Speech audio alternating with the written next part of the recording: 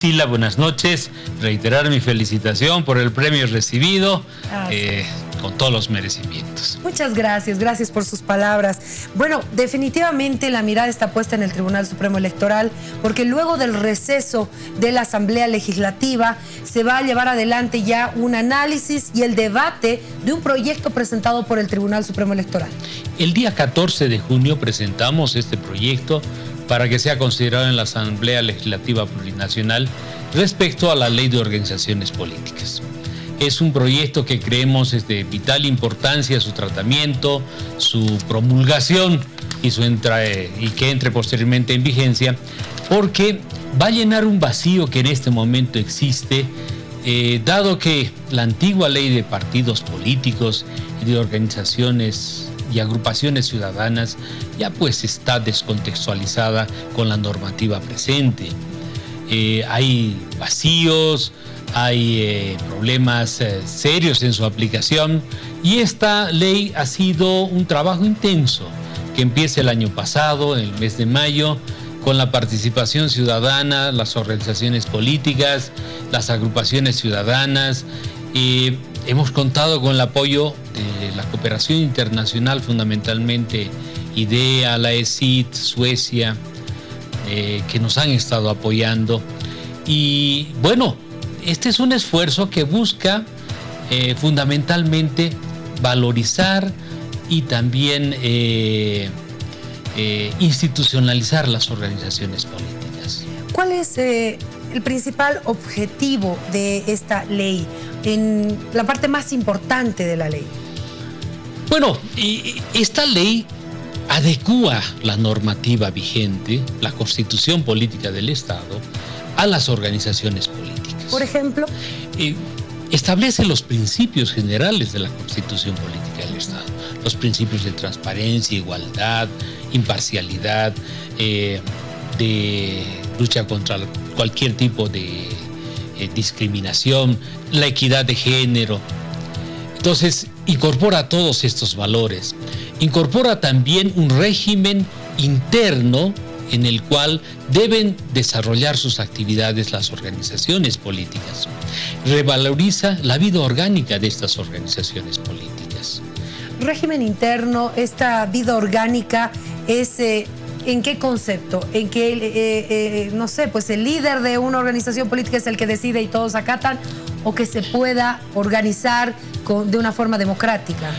Más bien establece un tiempo de transición para adecuación, donde se deben reformular los estatutos. De cada partido político, de cada organización. Sí. Se deben adecuar esos estatutos a estos principios rectores de la Constitución Política del Estado, de la ley del órgano y del régimen electoral. Debe propiciar el diálogo interno, la formación de liderazgo. Pone mucho énfasis y es transversal todo lo que significa una política de género dentro de la organización política. En la discusión se tocaron temas muy interesantes. Por ejemplo, las organizaciones políticas de alguna manera mostraron su preocupación de que, por ejemplo, la militancia también tenga equidad de género, sea paritaria, mitad varones, mitad mujeres. En eso se acordó no fijarlo bajo ese esquema, porque es probable que no llegue a concretarse esta situación. Se han puesto casos, por ejemplo, en los cuales los mismos participantes decían: ¿y qué si existe una organización solamente de mujeres? ¿Que puede ser? ¿Que puede ser? Entonces mejor no cerrarlo. Pero de darse el caso de una organización política en el que participan varones y mujeres, se ha establecido que sí, en las directivas, tanto a nivel municipal, regional, departamental y nacional, debe establecerse una política muy seria para que exista equidad de género. De los estatutos, me imagino que cada partido político u organización hace llegar el estatuto al Tribunal Supremo Electoral, su propio estatuto. Así es. En base a ese conocimiento del 100% de estatutos que tienen ustedes o que conocen de los partidos, ¿cuál se adecúa a la Constitución o ninguno? Ninguno. Por el momento, ninguno. ¿Ninguno? Ninguno. Tendrían entonces este proceso absolutamente todos para adecuarse. Así es. Así es. Y hay muchos que son nuevos, ¿no? Que son partidos políticos nuevos. Los 16 que en este momento están tramitando su personalidad jurídica, ellos sí van a ingresar así, bajo este paraguas. ¿Van a ingresar cuando esta esté aprobada? No, ya de hecho responden a los principios de la Constitución Política del Estado. No están pidiendo algo que no está ya establecido. Así es. No, es que también sería un despropósito, ¿no? Si bien es cierto, están enmarcados en la ley de partidos políticos, aquellos que están postulando a una cobertura nacional, ya también se tienen insertos los conceptos que están insertos en la Constitución Política del Estado, este régimen transversal de género que debe reflejarse tanto en sus estatutos como en el ejercicio democrático interno. ¿Qué pasa con otro de los temas que también se ha puesto en debate? El tema económico, ¿no? Para los partidos políticos, que en algún momento se eliminó. La ley considera que es importante el fortalecimiento de las organizaciones políticas, la promoción, el seguimiento a la vida orgánica, la fiscalización y obviamente las sanciones, ¿no? Esta ley transforma la visión anterior que tenía la Corte Nacional Electoral, donde básicamente fiscalizaba el patrimonio. No, ahora esta ley más bien propone una acción que promueve, que promociona el establecimiento de organizaciones políticas. El órgano electoral considera que es importante el pluralismo. O sea, que hayan varias opciones. Que hayan varias opciones, es importante. O sea, hay diferentes criterios, ¿no? Hay países en los cuales inclusive se fomenta el bipartidismo, por ejemplo, el monopartidismo. Nosotros creemos más bien que debería haber una amplia gama de opciones y de pensamiento político para enriquecer el debate. Entonces, dentro de lo que es el fortalecimiento se establecen dos componentes que son muy importantes: el de capacitación y el de financiamiento. Y dentro del financiamiento se establece también que las fuentes deberían ser, primero, de fondos públicos y también un componente privado. O sea, públicos, el TGN. Públicos, el TGN, y privados a partir de donaciones, de aportes de la militancia que no sean obligatorios. Porque también en eso la ley es enfática, dice, no se puede obligar bajo ningún hecho, bajo ninguna situación, a que los militantes aporten, ¿no? Pero bajo un rótulo de obligatorio, pero voluntario. Yo creo que la crisis actual que tenemos en el Estado mismo deviene de la falta de institucionalidad. Y entonces esta ley busca rescatar a las organizaciones políticas, a valorizarlas, a que jueguen el rol que la misma Constitución establece. Nosotros somos representados a través de ellos. En este momento, ¿cómo ve usted a las organizaciones políticas, a los partidos políticos? ¿Cuál es la visión del movimiento al socialismo? Es el partido nacional, el más fuerte que tiene en este momento el país. Bueno, hay diferentes matices inclusive. Hay organizaciones políticas que se están fortaleciendo mucho con la inscripción y la organización de cuadros, elección de directivas departamentales, municipales. Hay vida orgánica en algunos. Hay otros que prácticamente languidecen. Que ya están en lo último. Que no tienen, digamos, ese debate interno, esa acción programática. No cumplen los estatutos. ¿Los tienen solo por cumplir? Los tienen. La renovación, por ejemplo, de directivas. Nunca tienen la secuencia que deberían tener. ¿Qué dice la ley? ¿Cada cuánto debería haber renovación? Depende del estatuto. ¿Y según algún estatuto que usted... Hay 2 años, 3 años. ¿Y hasta ahora ninguno cumple? No, más bien, hay un buen grupo de ellos que sí cumple. Esta renovación. Pero hay otro grupo que no. Hemos encontrado casos, no vale la pena decirlos también, que han habido dirigencias que ni siquiera eran militantes, pues. Uy, no eran militantes, pero eran dirigentes de ese partido. Así es. O sea, lo que queremos es ordenar un poquito el tema de las que se ordene. que se ordenen en base a sus estatutos. Si bien es cierto, el órgano electoral administra procesos electorales, pero también reconoce que es una tarea importantísima su relacionamiento con las organizaciones políticas. Actualmente nosotros hemos, dentro de lo que es el proceso de reestructuración, hemos creado la unidad de organizaciones políticas, que va a tener entre las funcionalidades justamente la promoción de estas, el seguimiento a su vida orgánica, la fiscalización indudablemente y el tema de sanciones. El tema de este financiamiento público, ¿será en monto de dinero? ¿Qué propone la ley? ¿O cómo se va a manejar? La ley propone que sea indirecto. El TGN va a entregar al órgano electoral, ya sea al Tribunal Supremo para procesos nacionales y a los tribunales departamentales electorales a través del Tribunal Supremo para procesos departamentales y regionales, municipales, un dinero que va a permitir que se contraten espacios en los medios para que los candidatos y las organizaciones políticas hagan campaña. No va a ser entregarles efectivo, digamos. Sí, no va a ser así. Se propone que más bien no se incurra en esa entrega porque han tenido dificultades en hacer la rendición de cuentas. Entonces, el hecho de que haga una mala rendición de cuentas no exime la obligación que tiene el Estado de fortalecer estas instancias importantes que son las organizaciones políticas. Otro tema de esta norma es también esta elección primaria, si no me equivoco, que debe haber dentro de los partidos políticos. ¿Es correcto así? Sí, es una práctica habitual en los países vecinos.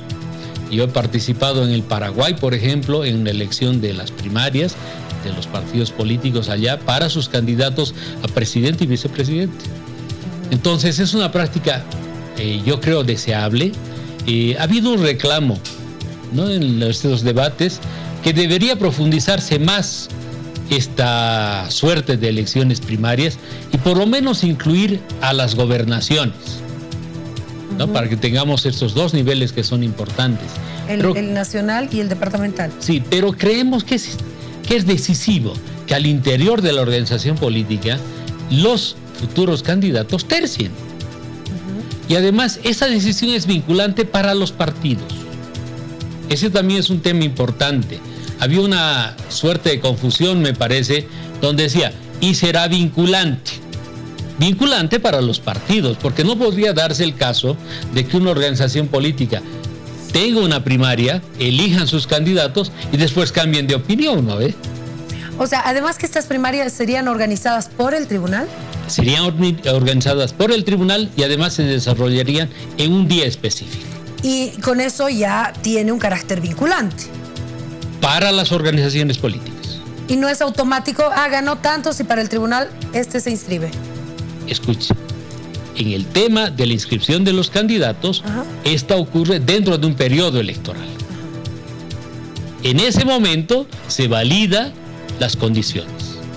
Indudablemente quienes tercien en las primarias deben cumplir los preceptos generales y los requisitos para cada uno de los espacios en los cuales se están terciando. Por ejemplo, para el caso específico de presidente y vicepresidente.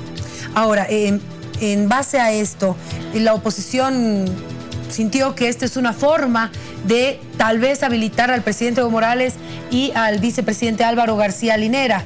Sin embargo, el tribunal también se ha pronunciado en torno a cuándo ingresaría en vigencia esta normativa con estas características. Consideramos que el periodo prudente va a ser el 2024. 2024, no 2019. No creo que alcancemos ni siquiera el tema de plazos, ¿no? Porque eso debe sufrir un tratamiento. Hay una dinámica entre lo que es el tratamiento de las cámaras. Esta es una propuesta. También nosotros entendemos y respetamos la independencia del órgano legislativo y las disposiciones que puedan emerger en el tratamiento.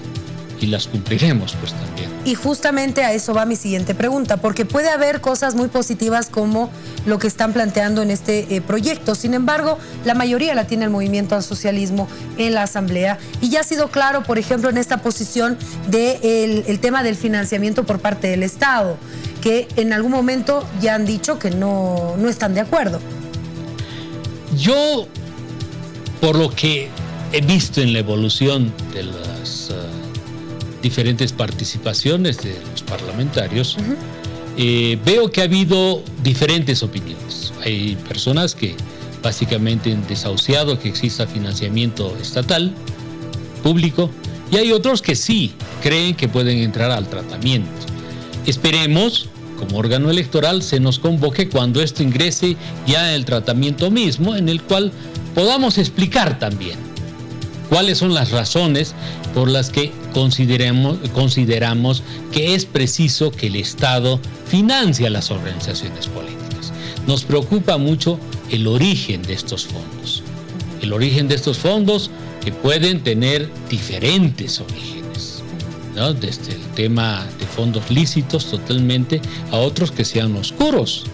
Ahora, la crítica también va, hablando de este financiamiento, es que se pueda utilizar fondos del Estado para hacer propaganda política. Yo creo que dentro de las previsiones que tiene la norma y los topes que se van a tener, nos va a permitir hacer una mejor fiscalización. Nos va a permitir hacer una mejor fiscalización. Hasta el momento no se ha podido por vacíos. Por vacíos de la norma y también por la dinámica que se tiene. No hay una precisión. Nosotros tenemos un reglamento. Tenemos disposiciones generales en la ley del régimen electoral y tenemos un reglamento. Pero ahora, dentro de lo que es la vida orgánica de las organizaciones políticas, se establecen los topes del financiamiento. Y nosotros podemos calcularlos. Entonces, si hacemos un trabajo de fiscalización que comprende inclusive contar cuántos pasacalles pues ha utilizado la organización política, podemos extrapolar cuánto se ha invertido en los fondos. Entonces eso nos da mayor fortaleza en cuanto a la fiscalización. Hoy es muy complejo. Hoy es casi imposible fiscalizar esto. Es muy difícil, porque no hay límite. O sea, y si se aprueba esta ley antes del 2019, ¿ayudaría mucho a agilizar esta fiscalización para la siguiente elección que tenemos? Ayudaría. Porque aquí, en lo que corresponde al financiamiento de las organizaciones políticas, creo que se está dando un avance, tal vez menor al deseado, pero necesario. Yo creo que una transformación, ¿qué es lo que era el comentario común? El regulado, que además tiene la potestad de emitir la norma, va a tratar de evitarla, ¿no ve? En este caso la Asamblea. Las organizaciones políticas. Que están en manos del MAS en este momento en la Cámara de Diputados y Senadores. Y que tiene la participación de organizaciones políticas, porque esta norma no es para el MAS. Es para todos. Este es para todos. Y creo que a todas las organizaciones políticas, de alguna manera, les causa cierta suspicacia que se incremente la fiscalización. Nosotros hemos escuchado opiniones que respetamos muchísimo, pero respecto, por ejemplo, al siguiente criterio. Dado que el Estado no proporciona fondos y nosotros conseguimos estos fondos, ¿por qué nos fiscalizan? No, pues, son entidades de interés público. De ellos emergen quienes ejercen la función pública. Entonces no pueden estar fuera de la fiscalización del Estado. Y el órgano electoral es la instancia que manda la Constitución y por excelencia para hacer este trabajo. Bueno, son muchos los temas todavía que hay que tratar y conocer sobre este proyecto que va a ser ya debatido en la Asamblea Legislativa cuando retornen del receso. Solo como yapita, por favor, el próximo año tendremos elecciones generales, todavía no se tienen fechas, sin embargo, se conoce que podría ser el tema este de los candidatos y las inscripciones en el mes de mayo, junio, cuando se pronunciaría el Tribunal Supremo Electoral sobre las inscripciones y habilitaciones de los candidatos. Consulta, el funcionario público que quiera ser candidato, ¿cuánto tiempo antes tiene que renunciar? 3 meses antes. 3 meses antes. Sí. Renuncia 3 meses antes y presenta recién su candidatura. Así es, así pueden presentarse. En el caso de que el presidente quiera presentar su candidatura 3 meses antes de presentarla, debe renunciar. No voy a contestar esa pregunta. Le agradezco, pero la ley dice que son 3 meses antes. Gracias, don Antonio. Ha sido un placer tenerlo acá. Priscila, un placer de saludarte. Gracias. Bueno, nos separamos unos minutitos y ya retornamos con más en Todo a Pulmón.